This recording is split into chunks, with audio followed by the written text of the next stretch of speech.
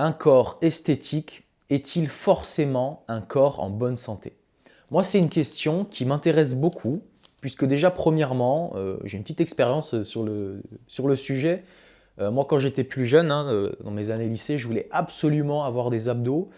J'ai fait des heures et des heures interminables de sport pour les avoir. Évidemment, je n'avais pas beaucoup de connaissances en nutrition, donc bah, vous devinez le résultat. Je ne les ai jamais eus. Si ça m'est arrivé, allez, je crois, 1 ou 2 mois, parce que je faisais n'importe quoi. Je faisais des régimes hypocaloriques. J'ai détruit mon métabolisme dans ces années-là. C'est la seule fois où j'en ai eu. Après, j'en ai plus jamais eu. Enfin, j'ai toujours eu, voilà, un tout petit peu de ventre par-dessus, hein, pas quelque chose de proéminent, mais assez pour que on ne voit pas les abdos style voilà, bodybuilder Instagram. Mais j'avais surtout envie de faire une vidéo sur ce sujet puisque bah, j'ai pu voir hein, ces 10 dernières années et même encore aujourd'hui la pensée dominante qu'il y a sur ce sujet. On a vraiment, je pense qu'aujourd'hui, il y a vraiment une image qui est associée entre un corps esthétique et un corps en bonne santé.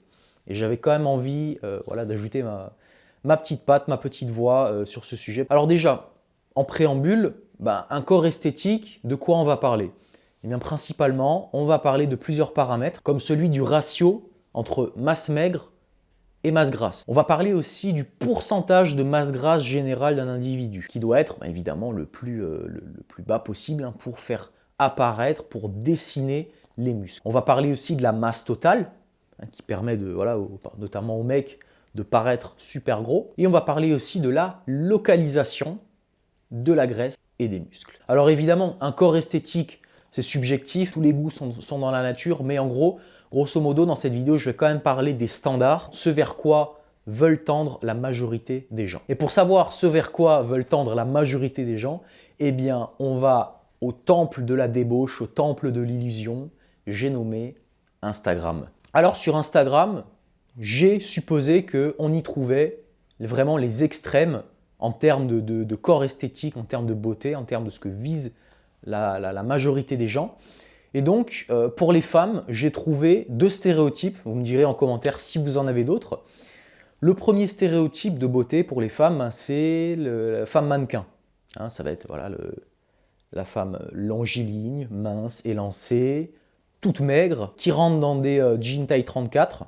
Donc on est vraiment sur du stéréotype. Et le deuxième stéréotype, bon, c'est ce que j'ai appelé hein, la fit girl, ou je ne sais pas si c'est vraiment comme ça qu'on pourrait l'appeler. Mais voilà. Et là, le paramètre qui est le plus pris en compte, je dirais que c'est le fessier. Hein, c'est vraiment d'avoir des bonnes grosses fesses, bien dessinées, musclées, où il y a un bon ratio graisse-muscle, et également un rapport taille-hanche favorable qui met le fessier en valeur. Alors évidemment, il y a d'autres paramètres, je ne vais pas rentrer dans le détail, mais grosso modo, on a le mannequin. Donc voilà, mannequin, vous avez plein d'exemples en tête. Je ne sais pas moi, Heidi Klum par exemple. Tu vois, j'ai des super références. On voit que je suis des années 90. Hein. Et pour la fit girl, bah voilà, ça va être vos influenceuses préférées, ou encore, là on va aller du côté un peu du showbiz, Kim Kardashian par exemple, qui vraiment est l'égérie de le prototype même de ce physique. Pour les hommes, j'en ai trouvé qu'un seul, mais c'est vrai qu'il va y avoir des variations quand même dans ce stéréotype. Ben, c'est évidemment le stéréotype fitness, go muscu, bodybuilder. Alors évidemment, on peut mettre le curseur où on veut. Si on met le curseur super loin, on va aller du côté des bodybuilders qui essayent d'être le plus énorme possible. Et si on met le curseur moins loin, bah voilà, ça va être des mecs tout simplement qui font du fitness à la salle, qui veulent avoir les abdos dessinés, des muscles saillants, mais qui veulent pas non plus aller dans quelque chose d'énorme. Voilà, sachant que si on met le curseur à l'extrême, bon, bah, ça va être Arnold Schwarzenegger par exemple. Si on met un curseur un petit peu plus modéré, bah voilà, ça va être les influenceurs muscu quoi, qu'on va trouver sur Instagram. Et donc chez les hommes, bah, ça va moins être la graisse qui est importante, comme pour le fessier chez les femmes.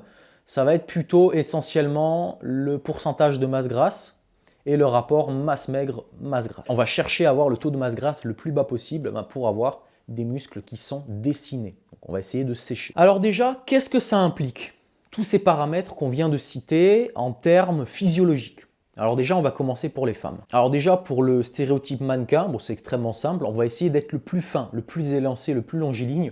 Donc là, on va essayer d'avoir le moins de graisse tout court. Pour le stéréotype fit girl ou Kim Kardashian, là c'est un peu différent. On va quand même essayer de ne pas avoir de graisse, par exemple au niveau du ventre, au niveau des cuisses, mais on va essayer de prendre en masse au niveau du fessier.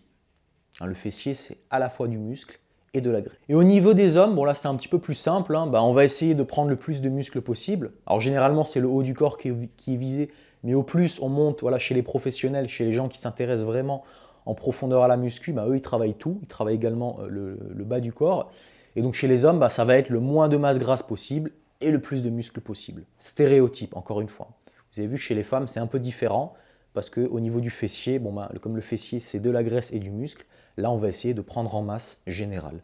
C'est mon petit jus de légumes du matin. Alors, tout ça, c'est dans le meilleur des mondes des bisounours. Comme je vous l'ai déjà dit dans une vidéo précédente, toutes ces implications physiologiques vont se heurter à notre génétique. La génétique, vous pouvez l'imaginer comme une bulle autour de vous qui limite votre potentiel maximum de progression en musculation, en tout ce que vous voulez. La génétique, c'est ce qui est en vous, c'est ce que vous ne pouvez pas changer. Votre taille, a priori, elle ne va pas changer au cours de votre vie. Vos os, ils ne vont pas se mettre à grossir, ils ne vont pas se mettre à devenir plus longs, ils ne vont pas perdre du poids. Enfin, voilà, tous ces genres de choses, vous ne pouvez pas les changer. Vous pouvez travailler vos muscles, évidemment. Mais si, par exemple, on va prendre le cas des femmes, si une femme, elle a un petit cul, d'accord, elle n'a pas beaucoup de masse grasse, elle a des petites fibres musculaires sur son fessier, elle va pouvoir le travailler, bien sûr, mais elle va être limitée par un potentiel maximum de développement. Donc il y a une limite en termes de masse qu'elle ne pourra jamais dépasser. Et pourquoi? Parce que la graisse, tu ne décides pas où elle va.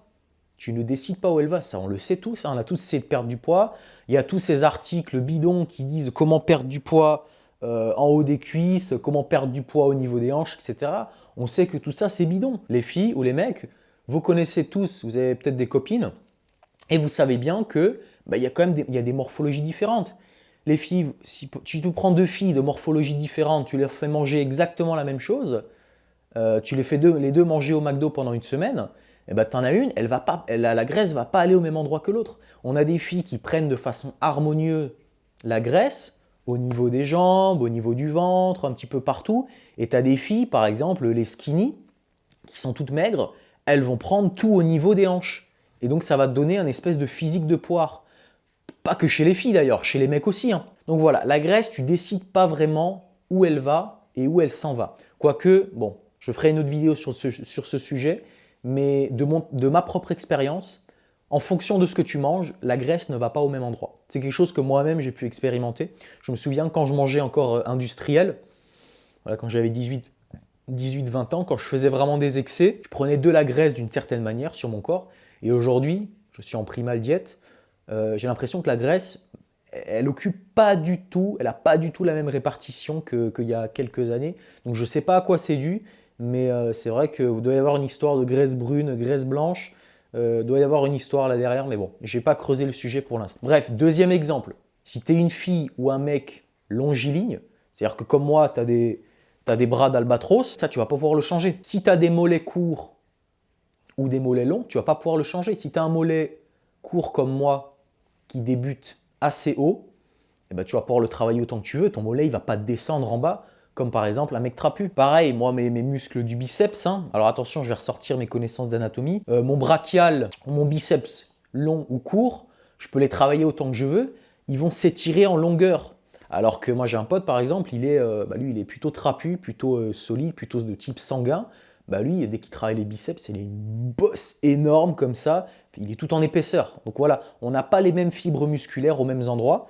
Donc on peut les travailler, mais elles ne vont pas se développer de la même façon chez tout le monde. Et le dernier exemple, pour les mecs, là, c'est l'exemple des abdos. Alors les abdos, c'est vraiment l'endroit typique où on va voir le taux de masse grasse. Au plus tu as un taux de masse grasse bas, au plus tes abdos vont se voir. Bien sûr, en les travaillant. Et là, je peux prendre cet exemple, tout le monde va comprendre. On a tous eu un pote au lycée, ou voilà, dans nos années de vraiment très jeunes adultes, qui faisait rien, ou qui faisait autant de sport que nous, qui mangeait comme nous, et à qui on voyait les tablettes. Et nous, on ne voyait pas nos tablettes. C'est dû à quoi? C'est dû à quoi? C'est dû tout simplement au fait que nous avons tous, génétiquement, un taux de masse grasse qui nous est spécifique. Standard, ça veut dire que si voilà, on mange tous de la même façon, chacun va avoir un taux de masse grasse qui est différent. Donc ça, si on veut s'intéresser au sujet, on regarde les vidéos de Delavier qui nous explique que tout ça, c'est le fruit d'un héritage génétique en fonction de où nos ancêtres ont vécu, je stéréotype, je caricature, je simplifie à 100%. Les gens qui étaient dans les régions du nord où il faisait froid développaient plus de masse grasse pour pouvoir survivre, contrairement aux gens qui vivaient plus dans les pays chauds. Donc voilà, vous avez tous un taux de masse grasse temps normal qui vous est spécifique. Nous avons tous des fibres musculaires qui nous sont spécifiques, qui vont se développer d'une certaine façon. Et nous avons aussi de la graisse qui va se développer, qui va se localiser à différents endroits du corps, de différentes façons sur notre corps. Donc tout ça, tout ce que je viens de vous dire, c'est valable lorsqu'on reste dans le cadre du naturel. Une alimentation brute, sport. Donc voilà, cette diversité génétique, on peut l'observer tous les jours autour de nous. Et il y a un continent en particulier où la diversité génétique est la plus grande au monde, c'est le continent africain. Vous prenez par exemple un Kenyan ou une Kenyane et vous la comparez à un Congolais ou une Congolaise, vous verrez deux morphologies complètement différentes. Vous verrez deux génétiques complètement différentes, de la tête aux pieds. Alors évidemment, vous allez me dire, ils ne vivent pas dans les mêmes endroits, ils ne mangent pas la même chose, etc. Soit. Mais tu les prends en tant qu'immigrés, par exemple aux États-Unis, ou tu les mets dans un pays et tu attends une génération, la génétique, elle ne va pas se métamorphoser. Hein. Donc voilà, tout ce que je viens de vous dire là, c'est valable lorsqu'on reste dans le cadre du naturel. C'est-à-dire une alimentation brute, du sport de façon normale, etc. Donc qu'est-ce qui se passe ? On a la masse de gens constituée de plein de génétiques différentes. Et toutes ces génétiques différentes vont être poussées vers 1, 2, 3 stéréotypes standards de beauté. Des standards de beauté très précis, on l'a vu.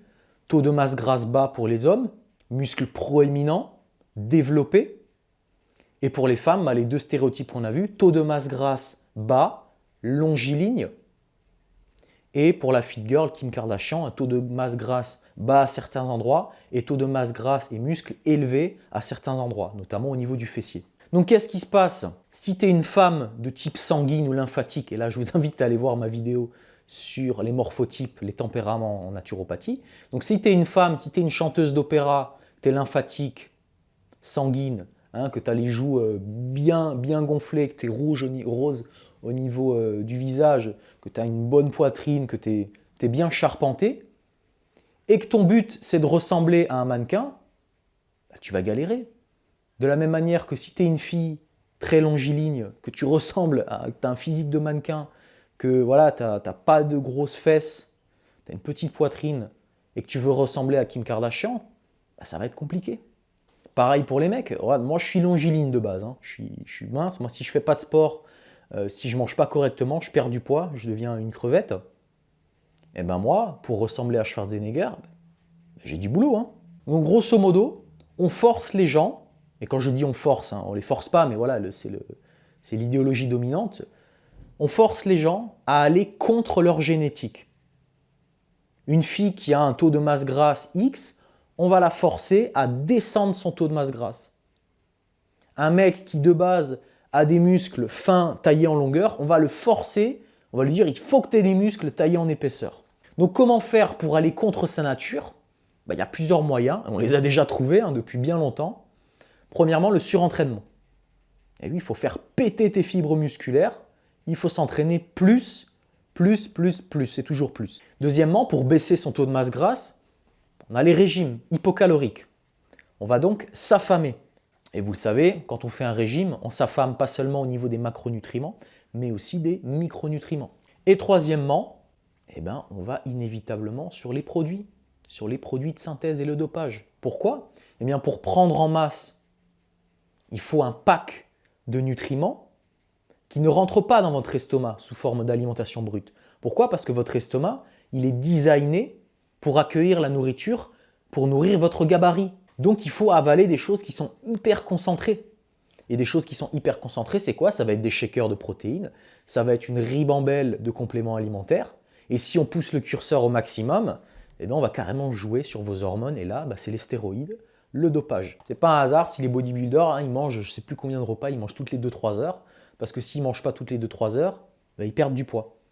Tout simplement parce que les muscles qu'ils ont, ils ne sont pas faits c'est pas leur état naturel. Ils sont constamment au-dessus de leur génétique. Donc ils doivent, par des moyens de synthèse, par des moyens divers, rester sans arrêt au-dessus des limites de leur génétique qui les ramènent à chaque instant vers à l'intérieur de la bulle, à l'intérieur de ce qui devrait être. Moi, je donne un exemple concret personnel. Mon frère a été pendant longtemps dans ce milieu du fitness, de la musculation. Il y est toujours, mais avec moins d'assiduité, avec moins de rigueur. Et lui, c'est extrêmement simple. S'il ne mange pas tant de calories, il ne prend pas des produits, il mange normalement une alimentation normale, mais s'il ne mange pas tant de calories, il perd du poids. Pourquoi? Parce que le sport, les muscles qu'il a développés, ou qu'il développait à l'époque où il était vraiment à fond dedans, il n'était pas fait pour avoir un corps comme ça. Donc il devait sans arrêt surmanger légèrement pour ne pas perdre ses muscles. Et une dernière anecdote aussi, au niveau de la perte de graisse. On n'est pas tous égaux face au taux de masse grasse. Je vous le disais tout à l'heure, et là j'ai un exemple particulier. Quand j'étais dans l'alimentation vivante, quand j'étais un peu à tendance frugivore, donc je mangeais beaucoup de fruits, à l'époque, j'habitais avec mon ex.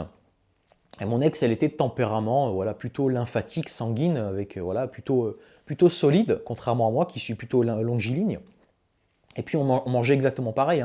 Alors moi je mangeais un petit peu plus évidemment, mais elle mangeait des fruits comme moi, des légumes, des graines germées, des jus de légumes, toutes ces salades.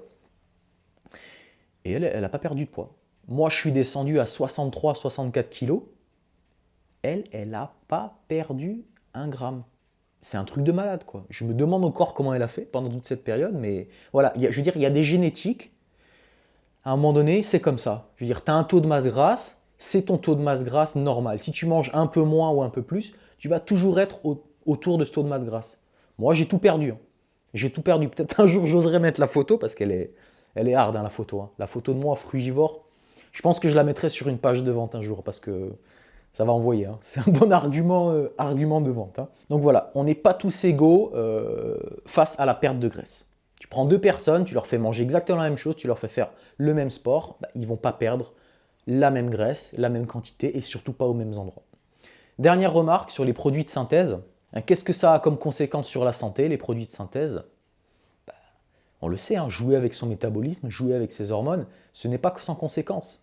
Je vous conseille d'aller voir la superbe chaîne de The Rob, qui est un mec de ce monde, de la musculation, du fitness, qui fait des super interviews de mecs qui ont pris des produits et qui se sont cassés la gueule. Je me souviens, il y avait une interview d'un mec qui avait une vingtaine d'années, qui avait fait qui avait pris des produits, à 20 ans ou 22 ans, il bandait plus. Donc voilà, ça vous laisse quand même, ça vous laisse imaginer les dommages que ça peut nous causer. Quand tu prends des produits, que tu commences à rentrer dans cette logique, il y a tout qui tourne autour de ça. Il suffit de voir les youtubeurs. Qu'est-ce qu'ils font les youtubeurs du fitness? Ils passent leur vie à faire ça. Ils passent leur vie à se filmer à la salle, ils passent leur vie à se filmer, à montrer ce qu'ils bouffent, leur riz, leur poulet, etc., leurs compléments. Donc au niveau psychologique, on est quand même dans quelque chose de l'ordre du stress. On est stressé. Dès qu'on prend un peu de graisse partout, ça va nous obséder l'esprit. On a une vision déformée de la réalité. Et voilà. Et au niveau de l'affamement, évidemment, au niveau de l'affamement, vous le savez, vous allez être en carence de macronutriments. Là, c'est pour perdre la graisse, particulièrement pour les filles. Vous allez vous carencer en acides aminés essentiels, en acides gras essentiels, vous allez vous carencer en vitamines, en minéraux, et tout ça va évidemment avoir une influence sur votre métabolisme. Et je vois encore aujourd'hui, j'ai déjà eu des personnes en consultation, ça fait peur. Une fois que vous êtes rentré dans tout ce cercle de l'anorexie, de la perte de poids, de cette pensée minceur, ça vous suit très très longtemps. Ça vous suit très longtemps. Et ça touche particulièrement les filles, et donc tout ce qui va être anorexie. Et à terme, on va développer des comportements compulsifs, notamment sur le sucre. Donc voilà, en conclusion, la course à l'idéal de beauté, aux idéaux de beauté sur Instagram est néfaste pour votre santé. Pourquoi? Déjà parce que la graisse, qu'on essaie à tout prix de faire baisser, elle a un rôle essentiel. Elle joue un rôle dans notre satiété, elle joue le rôle de réserve d'énergie et surtout, elle joue le rôle de stockage des toxines. Nous sommes soumis tous les jours à des toxines, endogènes, exogènes. Et sachez juste que le cholestérol et le gras sont des éléments constitutifs qui nous permettent de détoxifier, de neutraliser les toxines en circulation dans le corps. Deuxième élément à prendre en compte, lorsque vous suivez un idéal de beauté, vous allez souvent, je dis bien souvent, à l'encontre de votre génétique. Et si vous voulez rester dans le naturel, il y a des barrières que vous ne dépasserez jamais, je suis désolé de vous le dire. Si tu as un petit cul et tu as des grosses jambes, si tu as des bras longs, et je suis méchant, hein, mais je le dis pour que vous compreniez, si tu as des baguettes de pain à la place des mollets, voilà, il y a une certaine limite que tu ne franchiras jamais de manière naturelle. Mais tout peut être amélioré. Sachez que tout peut être amélioré, mais si vraiment vous voulez passer cette barrière de votre génétique, eh bien, il va falloir vous orienter vers des produits de synthèse, la chirurgie esthétique. Hein, on se fait injecter des substances dans le cul. Donc évidemment, il y a de la chirurgie qui est plus ou moins invasive. Si vous faites recoller les oreilles ou si vous faites tirer un peu les yeux derrière en fox eye, bon évidemment, c'est pas si invasif que ça. Mais si vous faites injecter des substances dans les fesses, c'est différent. Donc voilà, face à ça, on va avoir deux comportements. On va avoir le comportement, on va rester dans le naturel. On va essayer d'améliorer au maximum c'est ce qu'on considère, hein, encore une fois subjectif, comme ses défauts et améliorer au maximum ses qualités, ses forces. Et pour le reste, qu'on n'arrive pas, quand on arrive à la limite de sa génétique, eh ben on essaye de s'accepter. Ou alors, on part, on essaye de taper, de casser les limites de sa génétique. Et là, ben, il va falloir bosser beaucoup, beaucoup d'entraînement. Il va falloir peut-être et sûrement des produits de synthèse, voire de la chirurgie esthétique. Et évidemment, on sait vers où tout ça peut nous mener au niveau de la santé. Donc voilà, n'oubliez pas que tous vos idéaux de beauté sur Instagram, bah déjà c'est des photos, tout est photoshopé, donc les défauts n'apparaissent pas. Deuxièmement, ces gens-là, vous ne savez pas s'ils sont en bonne santé, car si eux aussi ils sont allés contre leur génétique, il y a de fortes chances pour qu'ils se soient surentraînés, affamés, pris des produits de synthèse. Là, je vous parle vraiment pour les extrêmes. Donc, ne les idéalisez pas, ils ne sont pas en bonne santé, vous ne savez pas comment ils se sentent dans leur corps, chez eux. Instagram, c'est avant tout le paraître. Voilà. Et nous, ce qui compte sur cette chaîne, c'est l'intérieur de nous, comment on se sent. Est-ce qu'on est heureux? Est-ce qu'on a de l'énergie? Est-ce qu'on a la dalle de vivre? C'est vrai, ça qui nous intéresse. Et ça, je ne pense pas que ce soit le cas de tous ces influenceurs. N'hésitez pas à laisser un like ou un commentaire. Je vous dis à plus sur Vitae TV. Allez, ciao!